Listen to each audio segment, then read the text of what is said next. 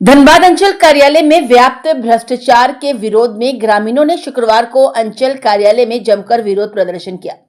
भाजपा नेता रमेश राही के नेतृत्व में दर्जनों महिला पुरुष अंचल कार्यालय में धरना के लिए पहुंचे थे, लेकिन कार्यालय में धरना नहीं देने दिया गया, जिसके बाद लोगों ने कार्यालय गेट पर प्रदर्शन किया।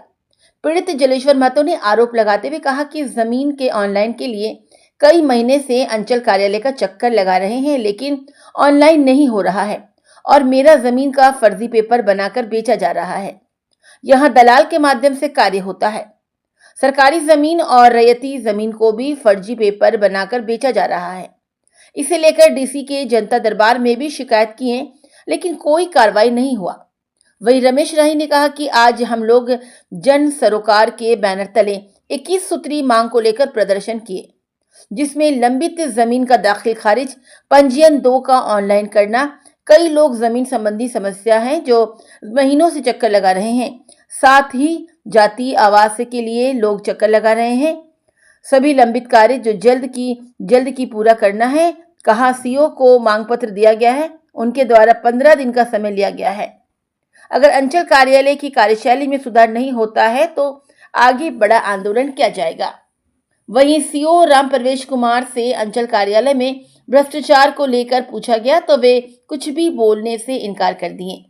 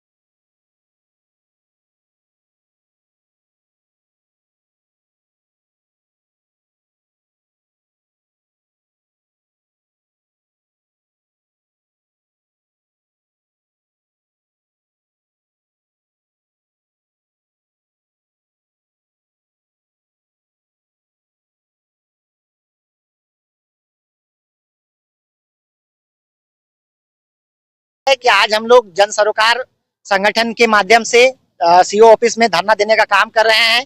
जैसा कि आप लोग देख रहे हैं, यहाँ जमीन संबंधी जितने भी समस्या हैं उनसे जो लोग ग्रसित हैं, महिलाओं को देख सकते हैं और भी अन्य पुरुष हैं, ये लोग आज मतलब इतना तंग आ गए हैं सीओ कार्यालय का, मतलब सीओ ऑफिस से इतना परेशान हो गए हैं कि ये लोग थक हार कर आज तालाबंदी करने का नौबत आ गया है कि अगर ये लोग नहीं सुधरेंगे तो हम लोग इनको निकलने भी नहीं दे रहे हैं। जब तक हम 2020 से अपने जमीन का ऑनलाइन करने के लिए बकायदा आवेदन दिया हुआ था, सारा जितना भी खतियान हो, रसीद हो, जितना सब कुछ लगा के, तक इन लोगों ने मेरे खतियान को ना ही मेरे प्लॉटों को ऑनलाइन किया, जिसके कारण मैं अपनी भूमि का नापी नहीं करवा पा रहा हूं और नापी नहीं करवाने के कारण मेरे जमीन पर अवैध तरीके से लोग अतिक्रमण किए जा रहे हैं।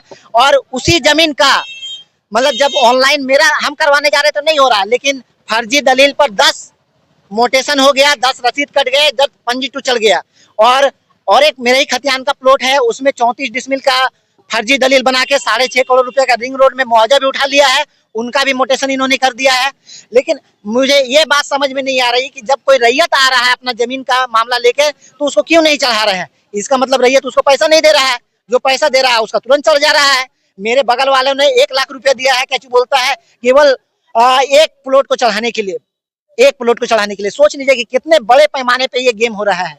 और दिन भर पूछिए, नेट नहीं चल रहा है, ये लॉक है, डाटा लॉक है, ये है, वो है, तरह तरह की समस्या आपने गिना दे रहा है। लेकिन जैसे शाम का 7 बज रहा है, देखिए अड्डाबाजी आप देख लीजिए, प्राइवेट रूम में देख लीजिए, तब तक नहीं निकलने देंगे, तब जब तक हमारी मांगों पर यह आश्वासन नहीं मिल जाता कि कितने दिनों में हम लोगों के प्लॉट को ऑनलाइन ये कर रहे हैं, रसीद काट रहे हैं। आज मोटा मोटी हम लोग 19 मांगों को रखे हैं, जिसमें देखिए खाता प्लॉट में हेराफेरी करना बंद करो, दाखिल खारिज को जो भी पंजीटू है, जो सही चीज है उसी को चढ़ाइए। यहाँ तक कि किसी का मान लीजिए पंजीटू में गड़बड़ भी हो जा रहा है ना, नाम भी, अगर उसको भी आप ठीक करवाने के लिए जा रहे हैं ना, तो 10,000 रुपया चाहिए। हर एक चीज का रेट फिक्स है, बिना पैसा का कोई पाए नहीं। सीओ के बाद जब समय सीमा समाप्त हो गई तो नहीं इन्होंने किया।